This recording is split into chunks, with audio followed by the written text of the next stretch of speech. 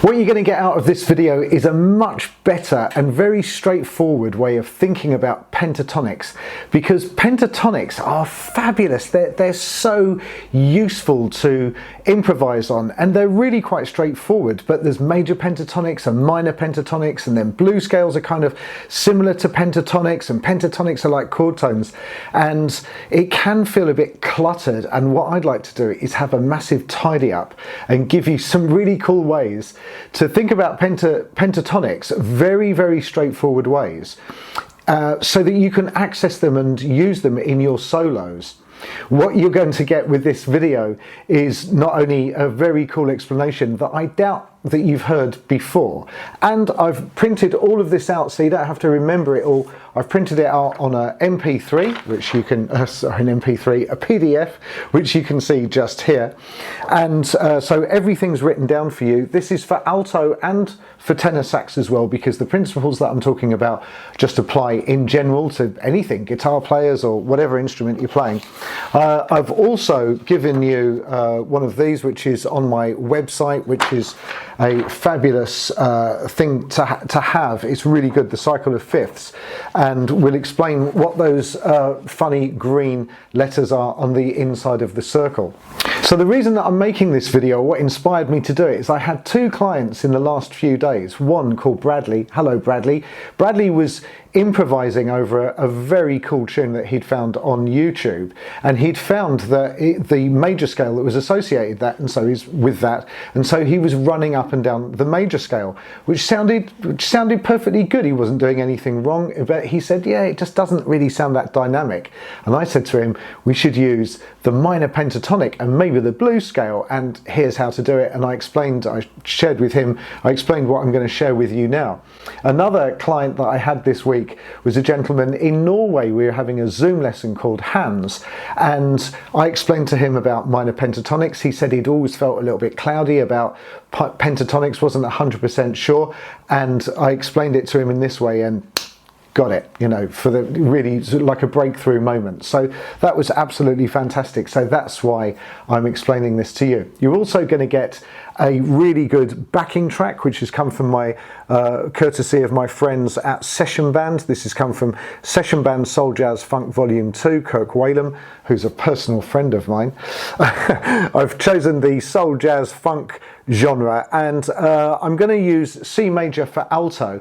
What I've done is I've created a C major backing track for alto, and I've also created a C major backing track for tenor, which is all of this assets, all of these fantastic free assets are in the description below. That's my gift to the world, so just help yourself. So there's one for alto, one for tenor, both in C major, so that you can practice what we're going to talk about. If you like this kind of free content that I'm doing on YouTube, it takes me a long time to create these videos, and it takes me even longer to edit it. I'm a one-man band. I'm not like Stephen Bartlett, The Diary of a CEO. He has a team of 50 people. I have a team of one person. So these videos, they take quite a lot of time and effort, and if that's my commitment to you, and what I'd ask in return is please subscribe to the channel, and that way you'll keep seeing free videos like this that hopefully explain really significant things in Sax Made Simple type language that everybody can understand and get.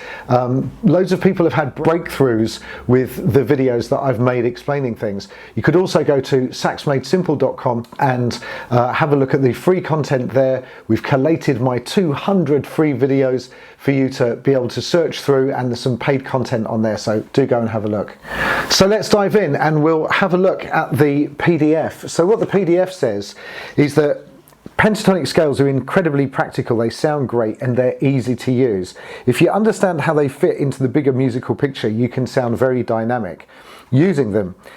There are major pentatonic and minor pentatonic scales, each with a slightly different structure, and I think this is where some of the confusion or worry or clutter kind of comes in. What I'm going to tell you now should help tidy up how you think about them.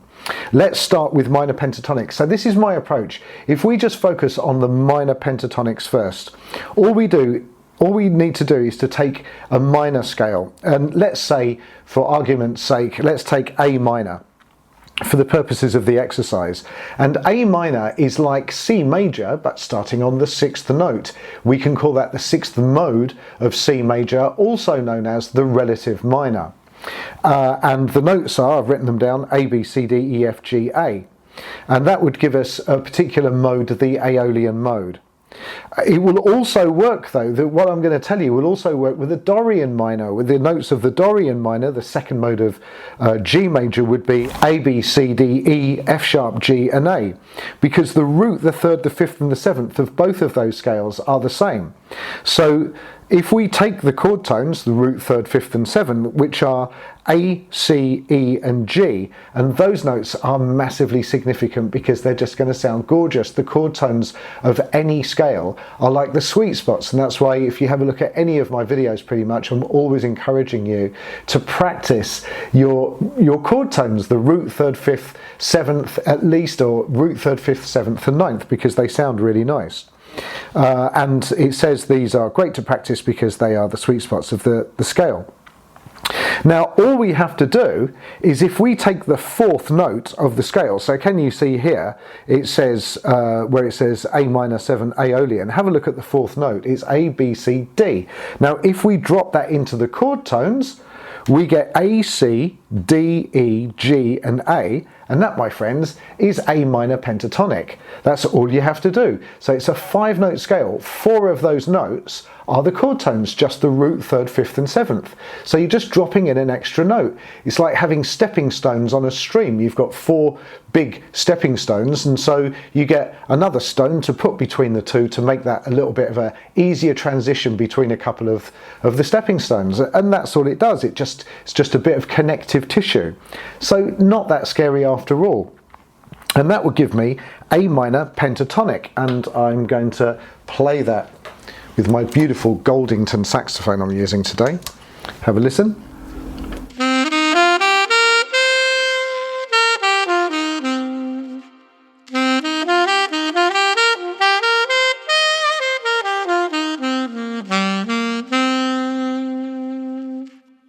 Sounds really nice, absolutely gorgeous. So that gives me my A minor pentatonic. Now here's the cool and interesting part. Do you remember we said that A minor is C major's relative minor, and what that means is that they've got the same bunch of notes, and the notes of C major pentatonic are C, D, E, G, A and C. C, D, E, G, A and C gives me C major pentatonic, and guess what? That bunch of notes is exactly the same. If we look at the notes, they're the same as A minor pentatonic, but in a different order. This means if I learn my minor pentatonic scales, I get my major pentatonic scales free. It's like buy one, get one free. And what that means is that if I'm in a C major situation and I want to, I could play my A minor pentatonic scale over the top of it, and it would sound really nice and kind of cool and interesting. Have a listen.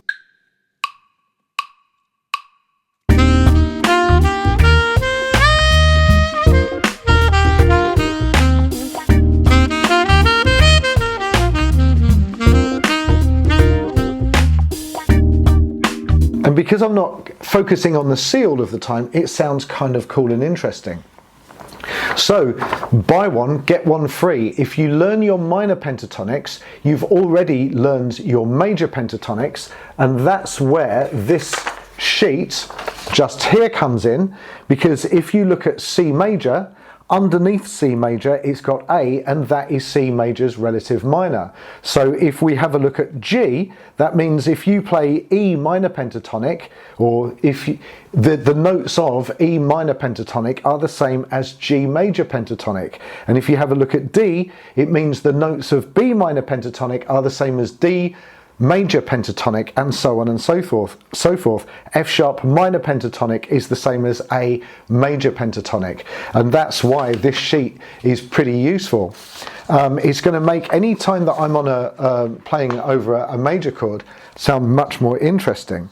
Now if we turn the sheet over, So what it says is, so I can play my A minor pentatonic scale over a C major chord because all of the notes are common to the major pentatonic. They've got exactly the same notes.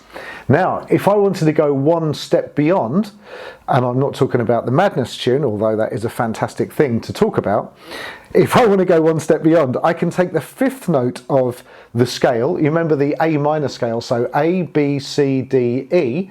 If I take the fifth note, flatten it, and that would make it E flat. And if I add that into the minor pentatonic, that gives me the A blues scale. And this is what I told to Bradley when he was just jamming using the notes of C major. I suggested that he use an A blues scale over his track, and it sounded fantastic. It sounded really, really cool.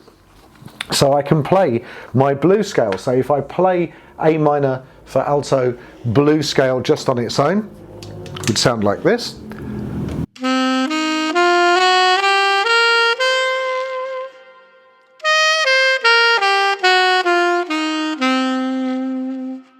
Now, if I play that over my C major backing track, it's going to sound really nice.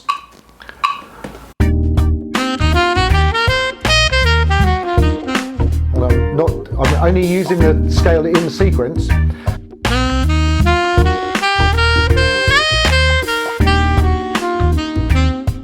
And if I throw that around a little bit,